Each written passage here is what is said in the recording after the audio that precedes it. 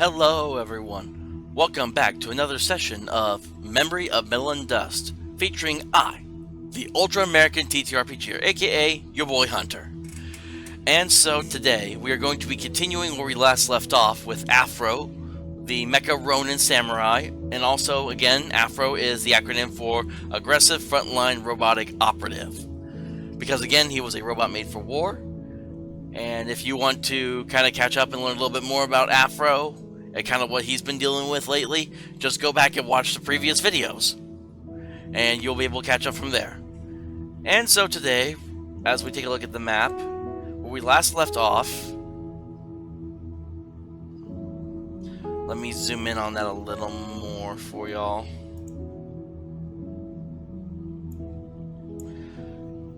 Yeah, where we last left off, AFRO had gotten another kind of memory about a Dynaco possible facility that's going to be located up here to the north. I'll show you that location right here. This is where it's located. But also, because when we rolled the Oracle on that, we got a yes and. And how a yes and did that was that there's a brass dragon that's kind of coming after him because he messed with its baby and Mama's angry. And so one thing we need to do is, well, I guess what I want to do is I want to roll, because as he gets up, this will be Day of the Seal, month of Damon, year 1638. So I guess I need to know when Mama Dragon starts to fly. And I'll use a D6. We'll say 1 and 2 is morning, 3 and 4 is afternoon, 5 and 6 is evening. Just double check it to make sure everything's working on my end still. And if you hear a bunch of fans for background noise, I apologize. My RV lost power for a good little bit, and so I got all the fans going right now. 1. So it will start to fly around in the morning. So now we need to roll what direction it's going to fly in, because I don't think it knows where AFRO is at the moment. So 1 and 2 will be north, 3 and... wait, hold on. No, I need a D8 actually for this one. So D8, 1 and 2 will be north, 3 and 4 will be south, 5 and 6 will be east, 7 and 8 will be west.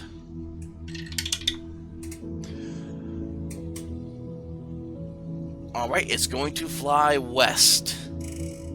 So that means... and what's crazy about these dragons, they can basically fly up to 20.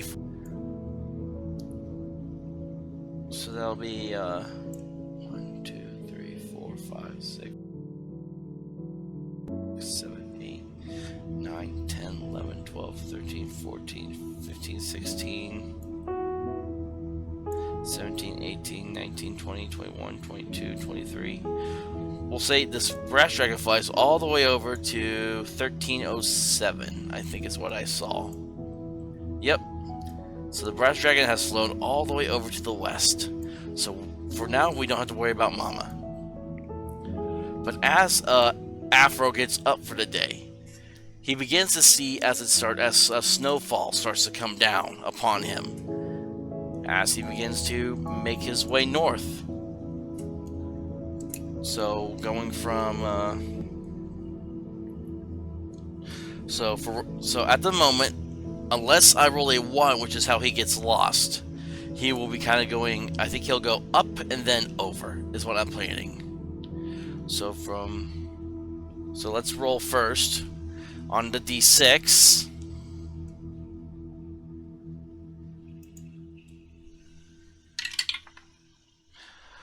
A 6, so that means when we go up into this next hex, we actually have an encounter.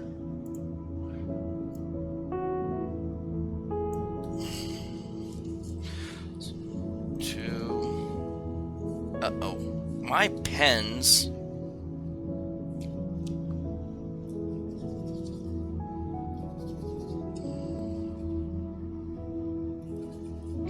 Sorry folks, I gotta get another pen here.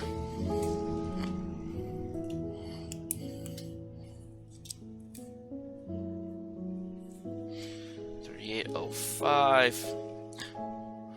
Went from having black to blue now. So I'm... Alright, so let's see here. Alright, so I need to pull up Radioactive Boogaloo now to look at that.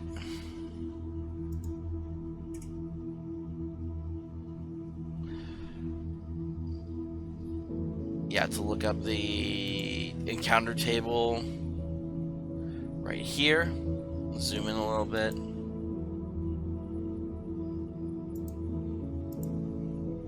Okay, so I have to roll d12. A 7.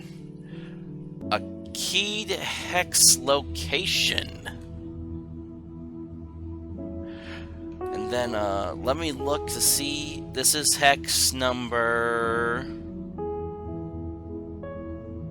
3805. So let's see if we actually have anything on 3805. I don't think we do.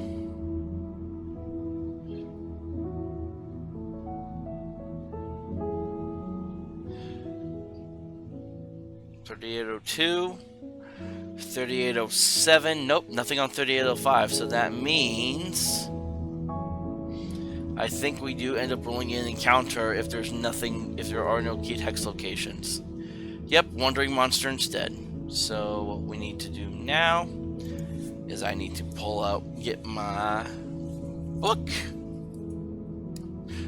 Is it? No, it's in the other one. It's in this Borderlands book here.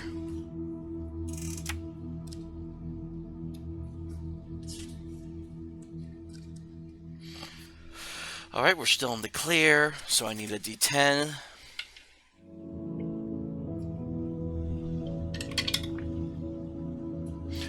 Hold on. I thought you'd be able to see those. Kind of. So it's a 7. I may switch that white one for something different. 50% ape or white ape. Alright, so let's roll a D100 then. So if it's above, so if it's 50 or less, it's a regular ape. If it's above 50%, it's a white ape. 37, nope, it's just a regular ape.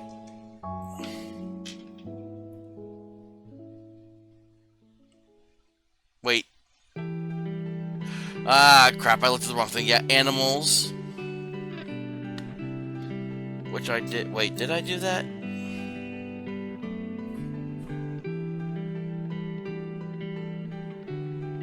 No, I didn't. I messed up on that one. Oh well, I already got this. Let's just go ahead and say it's an ape then. I am already this far ahead now. I'm not going to bother trying to redo it. Right, so I come across an ape. So going in here now, the monster pamphlet.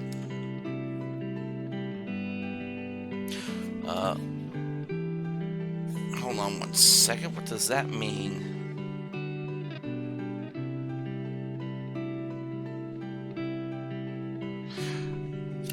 Okay, so it's just gonna be one ape from the looks. Oh, nope.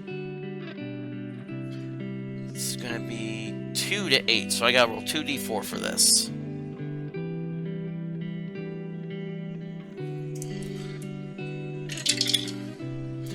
Alright, so we got 3 apes total we're gonna be coming across.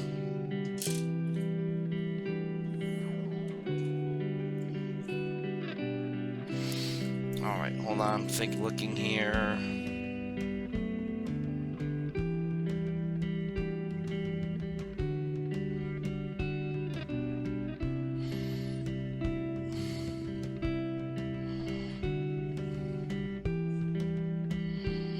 Alright, now the question is, do they get the drop on me as I'm passing through? This will determine combat or not. And it is, okay, so on a 6, no, they do not. Because there's a 2 in 6 chance, usually, that something will surprise you. So AFRO, as he wanders closer, he senses these 3 apes that are in the area. Let me see if I can evade them, though. There is an evasion chart, I think. Was it in this book, or was it in a different book? Okay, here we go. Evading in the Borderlands.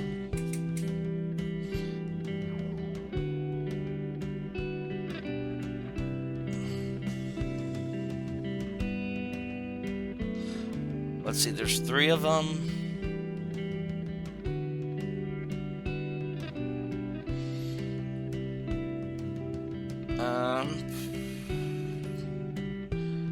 I don't know why there's 2 different.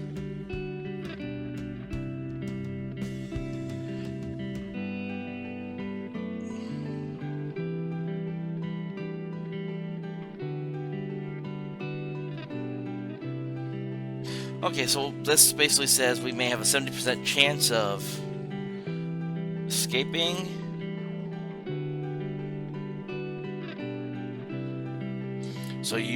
So I believe it is.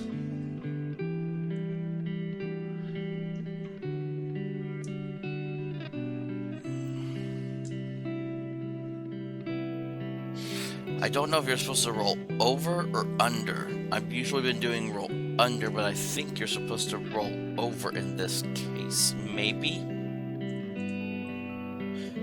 Or I think you're actually just supposed to get in that range. So let's see. So if it's 70% or less, I will be able to evade these apes. Okay, 34. So AFRO is able to evade the 3 apes and not worry about fighting them. So I will put down for the first encounter. We had 3 apes. And we evaded them.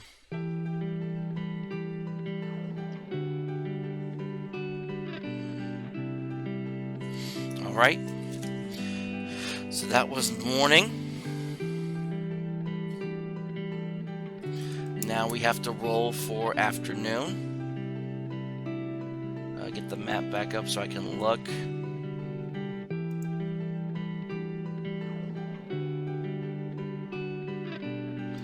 Alright, so again, rolling to see if I get lost or not. Okay, on 2, I do not get lost, so I get to move up. That also means no encounter.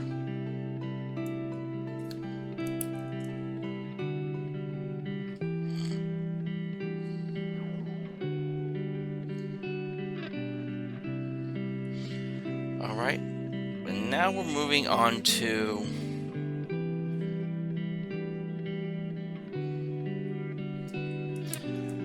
what we're gonna do is we want to try to maybe go. We see the 4s right here. That's the direction where we want to go, but let's see what the die roll says.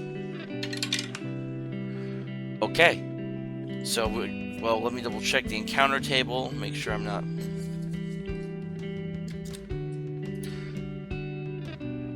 Oh, because we're about to go into the woods, and this we're going to the woods. On a 5 to 6 now we have an encounter. So this, because now we're entering the woods, that means we have an encounter. That is 38-0. What does that say? Oh, that says 3903. It's hard to tell with those trees in the way. Okay, so now let's roll a d10 to see what this encounter will be. A 10. Something strange. Okay. Strange is interesting. And I need to roll a d20 for this one, apparently. Something strange in the forest. A 4. Alright, so it says Mantids or Watchers. Alright, so we'll do a D100. If it's 50% or less, it's the Mantids. If it's above 50%, Watchers. Right, so we have 28 total, so that's Mantids. Okay.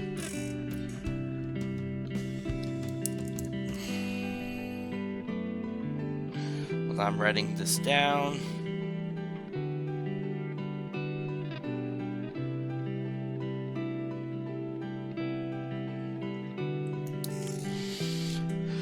Okay, so let me pull everything kind of back up here a little bit, because we won't need to use the map now. We'll need my character sheet for this. So let's look at what these Mantids are.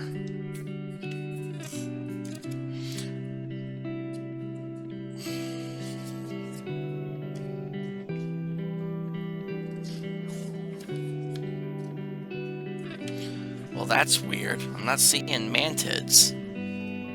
Should have been right there.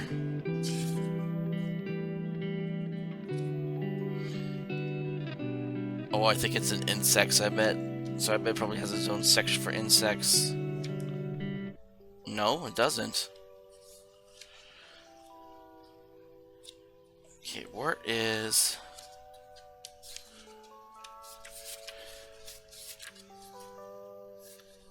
There's manticores, mastodons. Mantids should be here. Bears.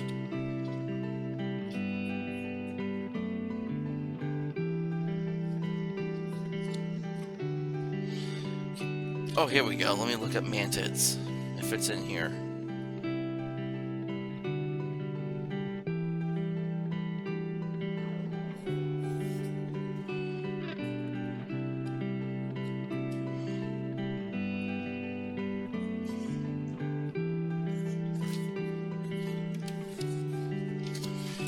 It's gotta be in here.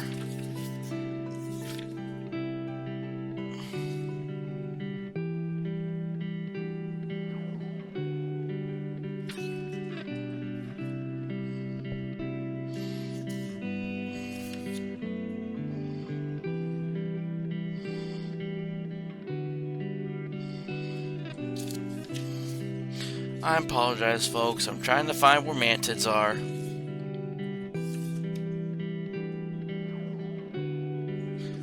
Wait, what was the other one, though, that didn't have me roll up? Watchers. Was that even in here? Yeah, Watchers wasn't even in here. That doesn't make any sense.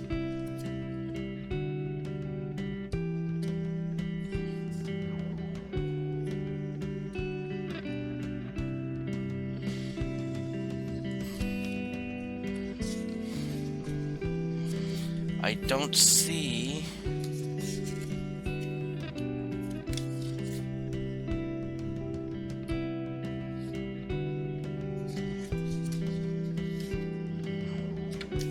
I don't see mantids in here. It doesn't make any sense. Why would you put it in the book if it's not going to be in alphabetical order?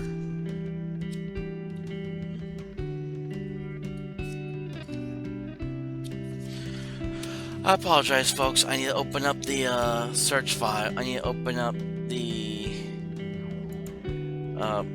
monsters and the horrors and treasure pamphlet on here to try to do a word search. Should not be this hard to find a monster.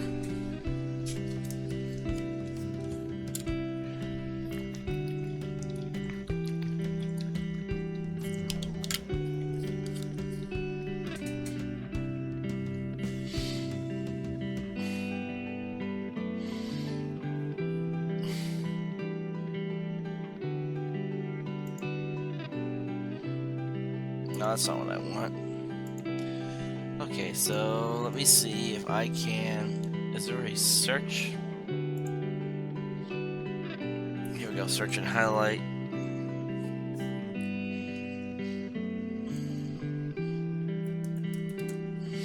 Looking for Mantid.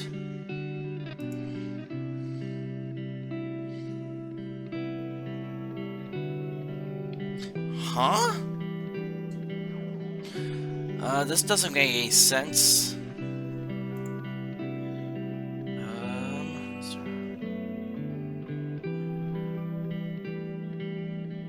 Alright, that's gonna probably end up fast forwarding here, probably in a minute while I look this up, so I will be right back with you all here shortly.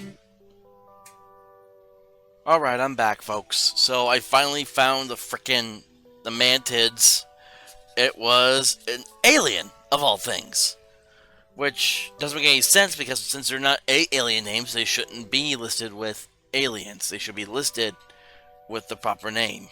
They need these things need to be in alphabetical order. This is an issue I have with a lot of bestiaries, is they're not actually in alphabetical order. They just try to group everything and think that's okay, but then when you try to find something, you just lose yourself trying to find it. Because it was literally like here at the beginning of the page, and I'm looking like all throughout back here trying to find it. Because Mantids and Watchers, we get M and W. Then neither of them begin with an A to let me know it's an alien. I would never have known that. So, Mantids, I encounter maybe 1 to 3. So let's roll a d6 and find out. Okay, I encounter 3 of them. Towering insectile beings reported in numerous abduction cases, Mantids communicate solely through psychic intrusion. Their spindly arms end in precision cutting tools, and their compound eyes reflect memories that are not your own. Some say they oversee the grace of scientists, others that they are symbiotic parasites inhabiting the minds of host bodies. Wherever they appear, time grows elastic and memories cannot be trusted. Okay, so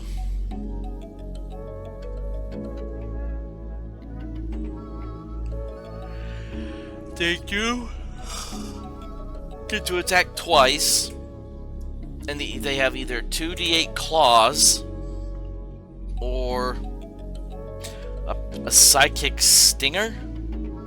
Now, I don't know anything about psionics. I haven't had a chance to do anything with it yet, so let me take a look at this here. No, that's not my psionics book. It's also in the same book as all the magic rules. So let's see here, psionics.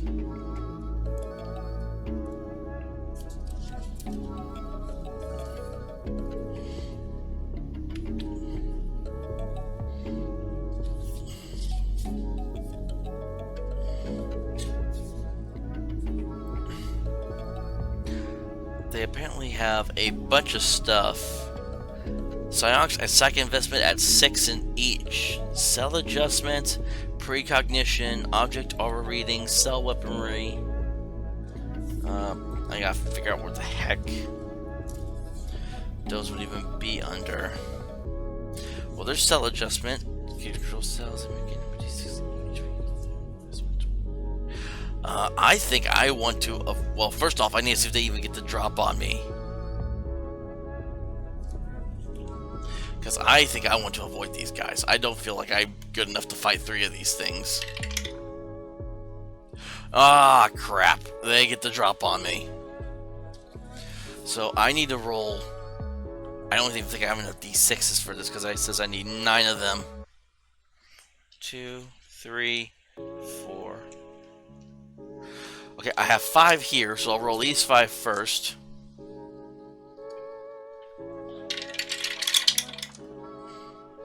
Alright, so that's 9, 10, okay, 12 so far.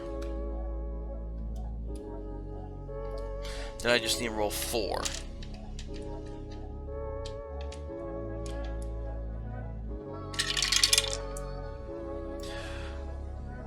Okay, so that is like 12, 17, 20. Okay, so one of them has 32 hit points. Oh, that's not good, pen. I forgot. Oh, dang it. I'm sorry, people. I am all over the place right now tonight with just this scene alone. Okay, so one alien has 32 hit points. Alright, alien number 2. That is 10, 21.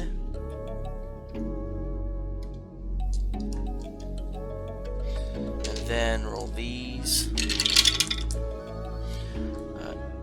That is 10, 14. So another has 35 hit points. Alright, the final alien. That is 4, 5, 6, 7. Then just 4. That is 10, 16. So that one only. So the final one only has 23 hit points. So it's probably like a smaller one or something. I'm going to keep these over here to the side in case I need them. Okay, so let's see what they do.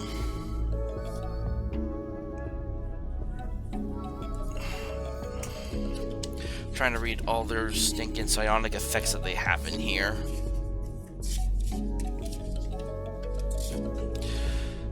I see the...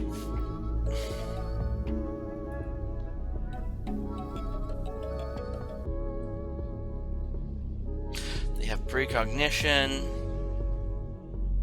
Okay, oh no, so what I need to actually roll is I need to roll the reaction, is what I need to do next. So let me get out my solo kit here. I actually found the reaction table. I probably just didn't flip it. It was just right here. So I get to roll 2d6 for the reaction. So let's see. And I don't believe... Yeah, AFRO doesn't have any bonus or negatives to his reaction. So I just roll 2 of them.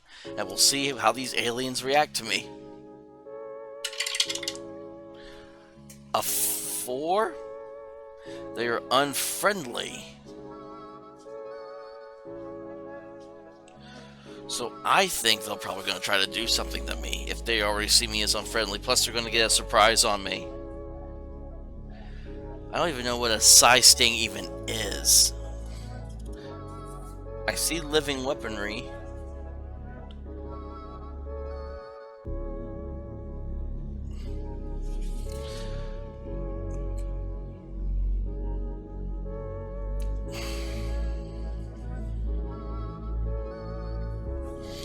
Is a psi sting.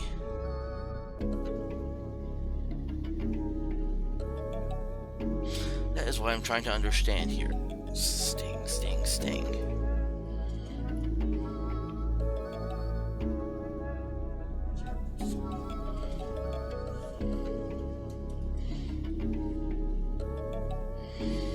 They have object and aura reading, which is somewhere on here.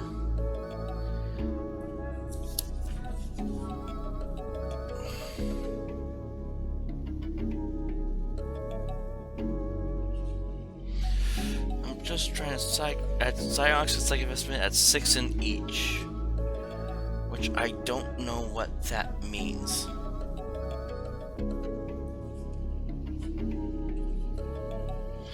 Psionic disciplines.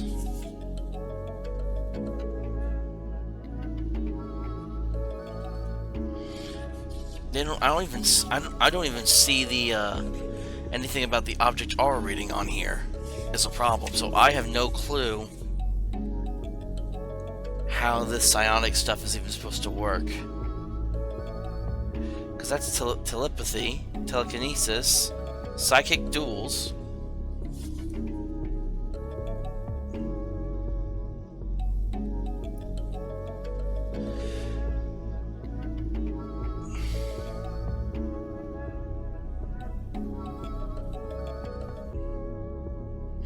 Then living weaponry. You know what? I'm not even going to bother with psionics. I'll have to ask about that because I have no clue how psionics even works in this case. So they're just going to have the claw attacks.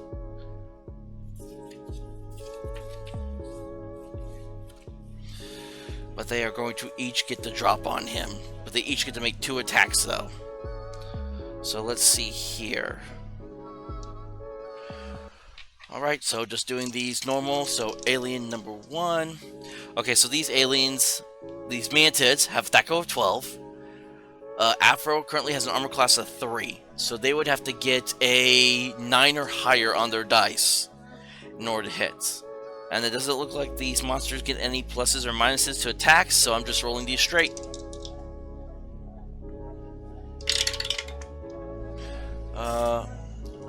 Okay, so the first one tries to attack AFRO and misses. Second alien will get a hit, which is 2d8. So I need some d8s.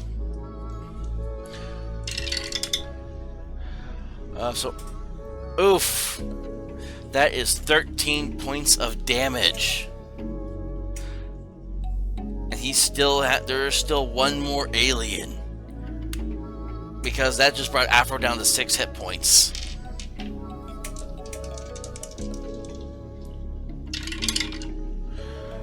That is 2 more attacks.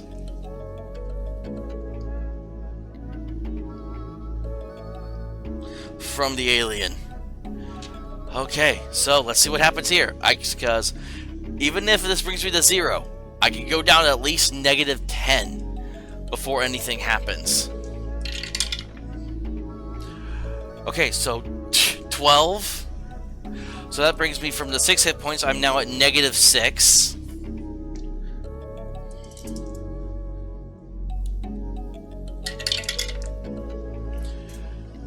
And 7 does the trick. As these aliens get to jump on him, and AFRO... Well, let me double check here really quick, just to be absolutely sure.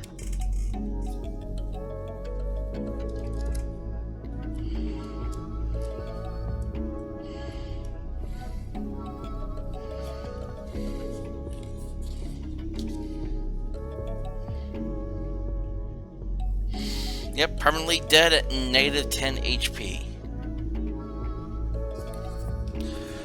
So as these aliens suddenly get to jump on AFRO out of the blue with a surprise attack, AFRO he is distracted by 1 as he tries to go, but then 1 comes through with 1 and just gouges through his armor. And then the second one just finishes him off with a ksh, ksh. And AFRO, he just kind of just lays there on the forest floor as he sees these 3 aliens just looking down on top of him. Because he's currently at -13 now. I'll mark that down.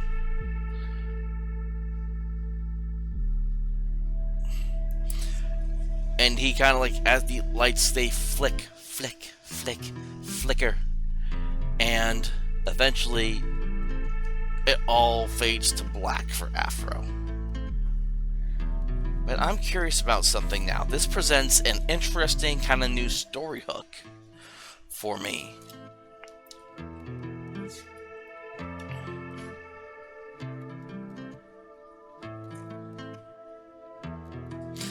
Because now that they've taken AFRO, I'm curious to know if they will take this now dead, basically this defeated robots back to their ship.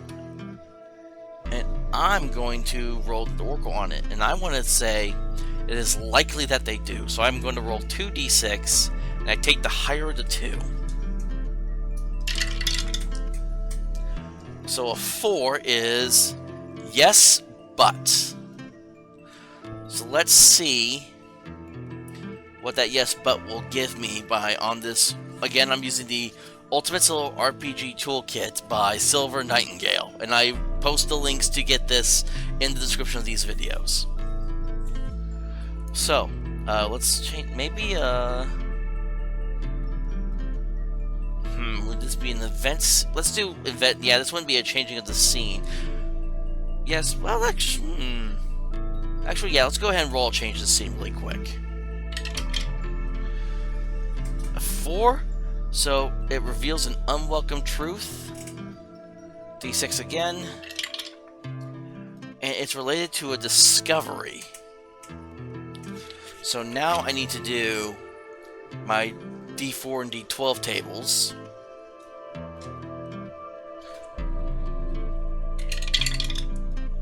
Let's get these out of the way here.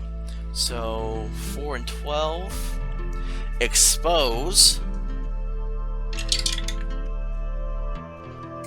Then it's 3 and 4. Expose loyalty. This is a discovery.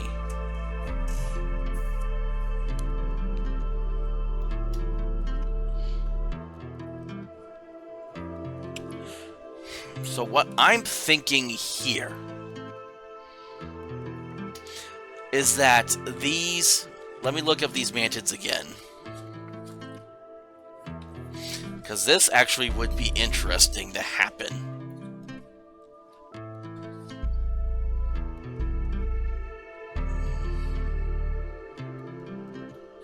So this will be interesting. Let's say that these... Because actually, let me read up for you all about Dinoco, because I believe Dinoco is listed, their history, in one of these books.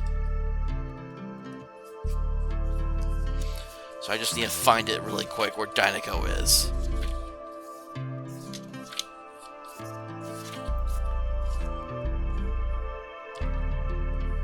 Huh, apparently Dinoco's a deity. This is interesting. A facility of awesome power from before the end. It is said that the name sprawled across its front is that of a god, the great man upstairs. Remnants of Dinoco spread far and wide within the Borderlands. Okay, but I also know it's listed in here in the monster book, so let me look them up really quick. Dinoco. I believe I saw them. They were D.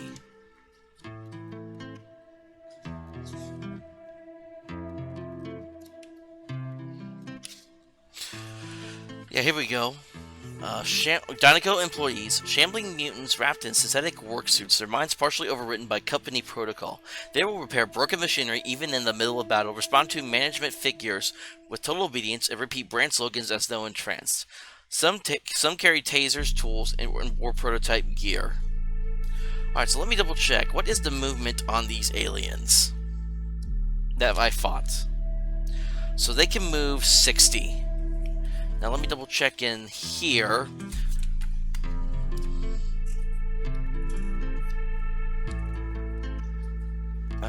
Borderland movements, 18. If they have any...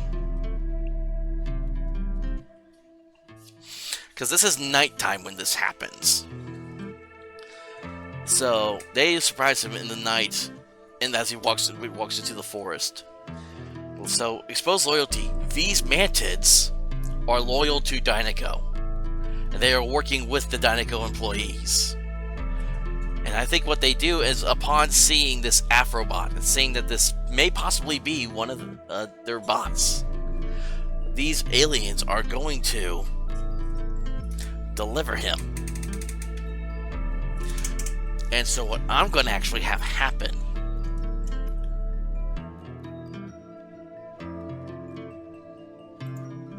is, let me pull up the map again here.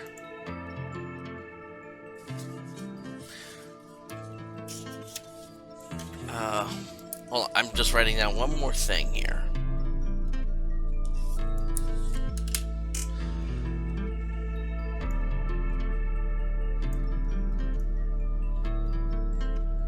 So the next day, they carry him 2 hexes, these aliens do.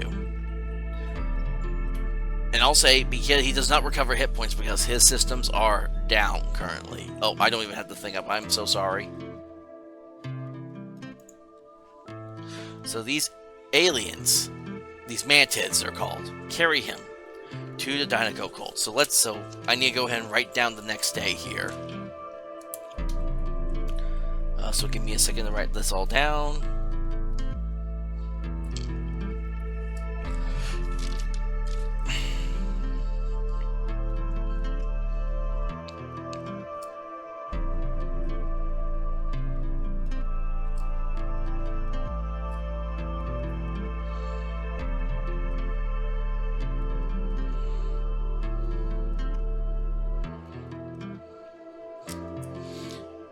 And this is going from, if I recall, just making sure I have this text out, it was going from 3903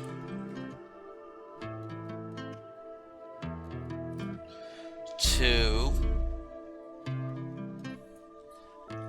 that is 4102.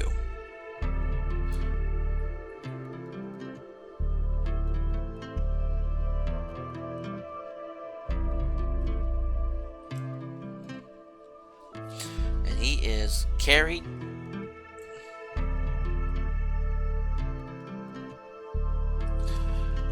to Dinoco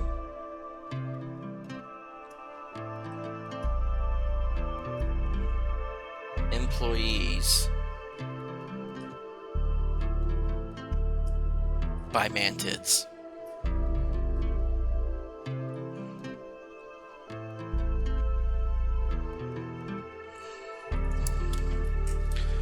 Alright, so let's see what happens, because again, this was an actual area that's located here in Radioactive Boogaloo. So let us pull that up now. Go back to here.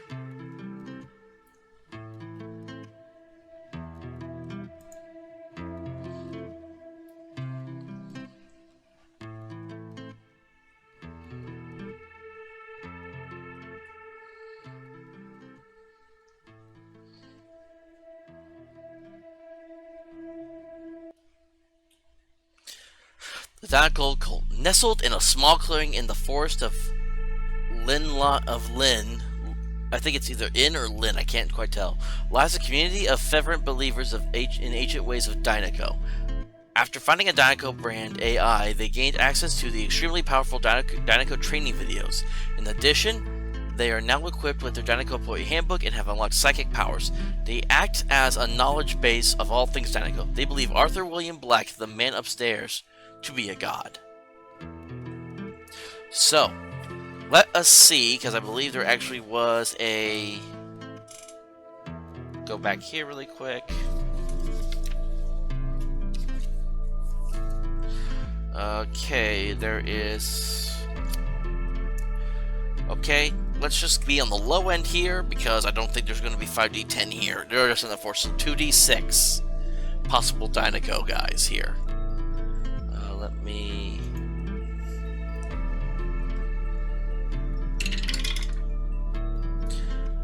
Okay, there is a total of 7 Dinoco employees.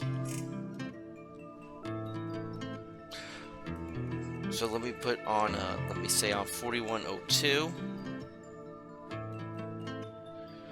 There is Dinoco employees.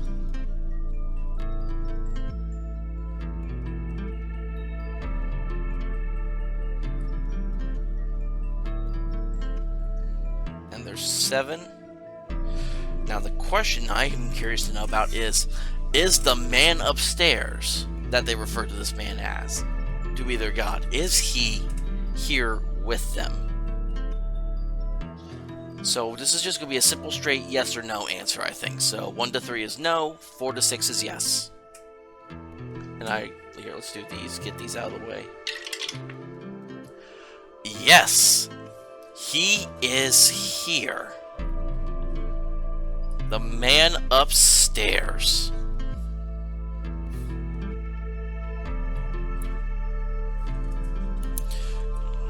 I'm writing all this down real quick. This just got very, very interesting.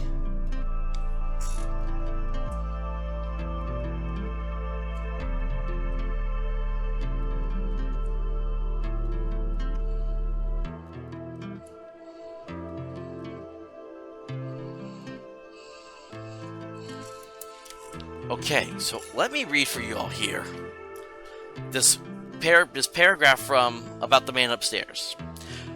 The enigmatic and eternal CEO of Dinoco. No living being claims to have seen his face, and his very presence causes morale checks in all nearby creatures. He speaks in a voice that cannot be disobeyed. And again, this reveals the Radioactive Boogaloo book reveals that he actually has a name. What did they say here? Oh yes, Arthur William Black. So as these Mantids approach this Dinoco cult that's out in this forest, Arthur William Black is leading maybe like some sort of sermon. I imagine him like one of those, nope, didn't mean to shut that, I'm sorry. I imagine Arthur William Black is almost like one of those like weird kind of preacher type looking guys, but he has a mask over his face. Almost basically very much like the Dr. Doom mask is how I'm picturing it. So no one has ever seen his face. And that's why these 7 people around here say they've never seen his face and they worship him. And as these 3 Mantids approach with the body of the Mecha Ronin AFRO, Arthur stops and looks down at this mangled, scratched up robot.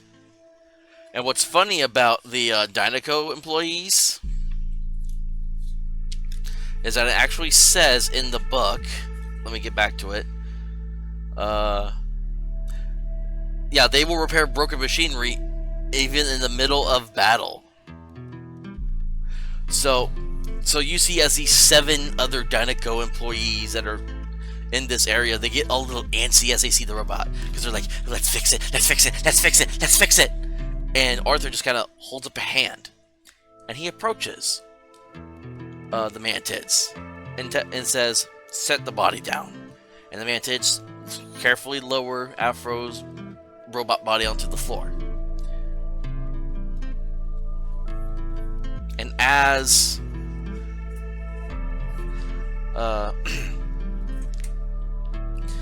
as like Arthur is like looking over this body and just kind of like feeling it, and he puts a hand on AFRO's face, and he's like, do not worry, my child. I will rebuild you and make you better than you were before. And that's when he just does a little, and the seven Dynaco employees rush and pick up the AFRO's body, and they begin to carry him off, like deeper into the woods. Let's say, let me think here.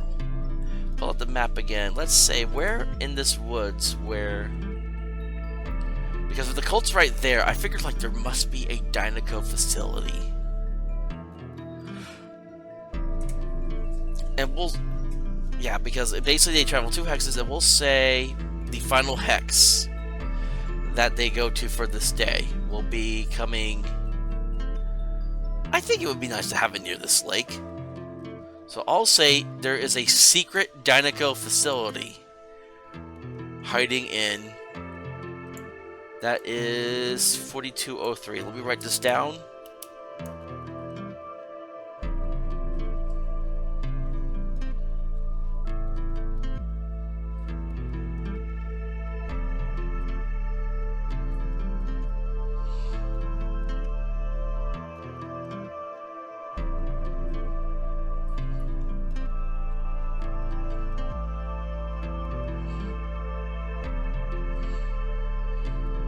Yeah, encountering these aliens just changed this game to a whole other level.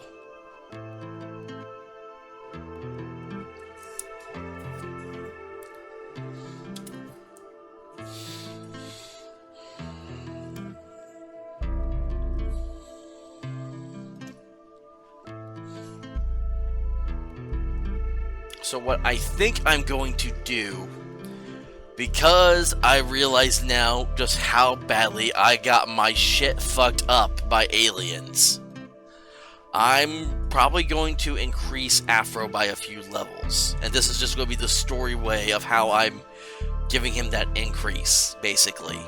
Because I thought third level was fine against like a lion, a baby dragon, Mantids, aliens. Yeah, level 3 creatures cannot compare to this thing. AFRO got his shit rocked by those 3 Mantids. So narratively speaking, this is how AFRO's going to come back, and then he's going to be a level... I'm thinking level 5 at this point. I think we need to go up that extra kind of tier and go straight up to level 5 in this regard. So... as they carry him back to the facility in that next hex, that ends the Day of the Bat. Now, time will kind of go on, and we're basically recovering from... Yeah, it's basically like maybe 1... We're going to have to do like the whole 1 HP per day thing. It wouldn't make sense to roll for your hit dice when you're basically dead. So... yeah, 2 weeks are going to basically go by.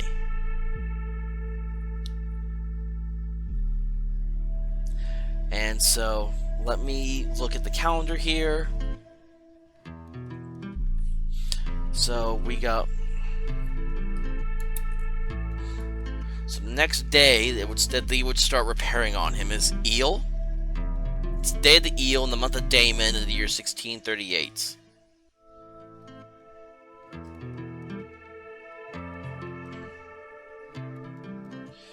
Hold up, let me actually go ahead and pull this calendar up for you all really quick. Let me get that up if I can here.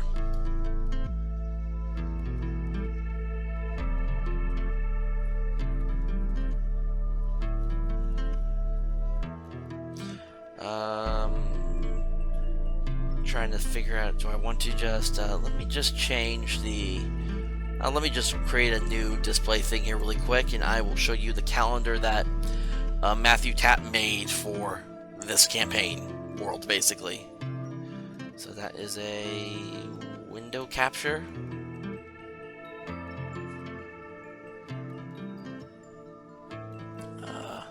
That's B&B calendar.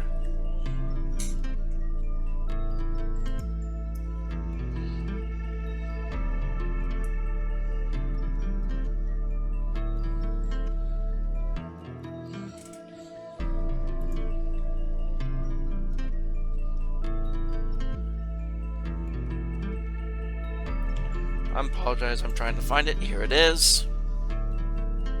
Here we go. Oh, and then let me just readjust all that junk.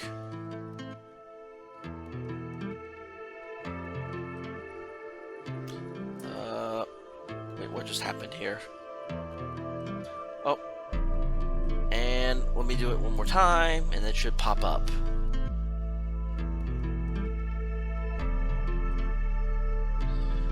Oh, nope, I did it too much. Sorry, folks. Again, still fairly new to OBS, still trying to learn the kinks and the... There we go. So, there are, in this world, it is 13 months with 28 days each, and that is the whole year in this campaign world. And so, he has all the days are listed by name, all the months are listed by name, and you can see that here. So, looking at this calendar, the time it takes to repair, for them to fully repair Afro Samurai. If my thing wants to work with me properly.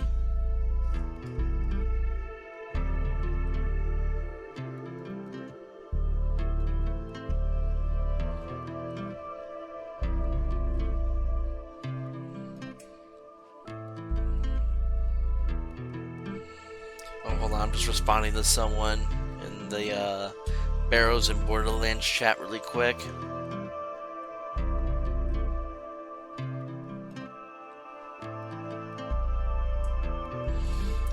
Okay, so if I can... Okay, so we go the next day. Because on the 19th it was still snowing a little bit when he went into the forest, but then when the sun rises up and it's not snowing anymore, it's just nice and cold. So we have from Eel counts as day 1, 2, 3, 4, 5, 6, 7, 8, 9. Going down the month of Moth, 10, 11, 12, 13. So on day 13, so from to this will be Goat Moth 1638.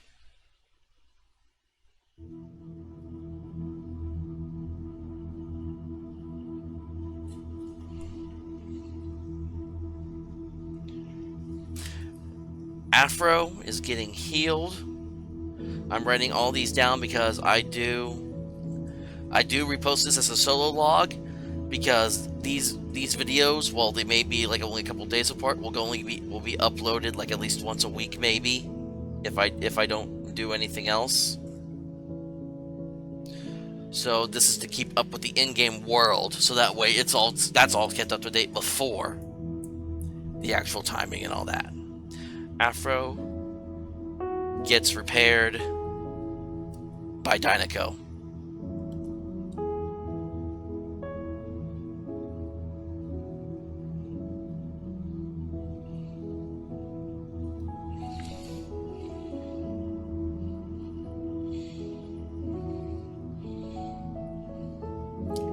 And then the day that he wakes up.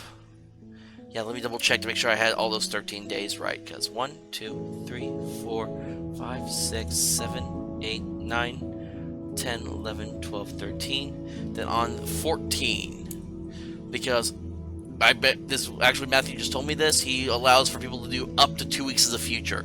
So this goat is where I'm basically going to have to stop for a while.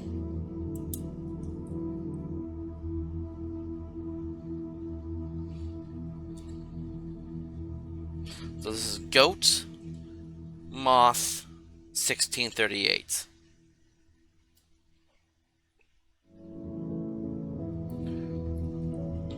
And we are still on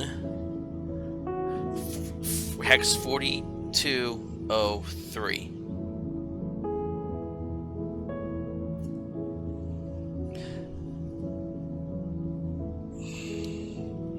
AFRO wakes up.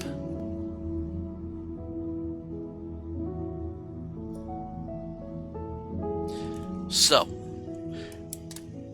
2 weeks go by as these 7 Dynaco employees and Arthur, the man upstairs himself, have a hand in repairing AFRO's broken, disassembled body. You kind of see, it's like that montage scene of, like, you see them, like, with torches and screwdrivers and drills as they are just furiously working on rebuilding AFRO. And when that day comes, on the day of the goat, month of the moth, year 1638, we all see as it's a close-up first on AFRO's face as his eyes they turn back on, and it's like, and then he's like, ah! He suddenly sits up from his seat, and he's looking, and he's not sure where he is. It's a place he's never been inside before. And as he looks around, he's looking up, and then he reaches out and he stops as he looks at his arm and sees that he's been that it's like a different metal than he was before. Because remember, when he first started, he was kind of corroding away a little bit because he was such an old robot. And he looks down at his body and sees that he's been rebuilt, remade, almost reborn. And he just says, "I'm alive." And you hear another voice chime in that says, "Yes, you are, my child." And Arthur William Black, the man upstairs, steps out of the shadows right into the room with AFRO. And I think we are going to stop it right there for this Session 2 play.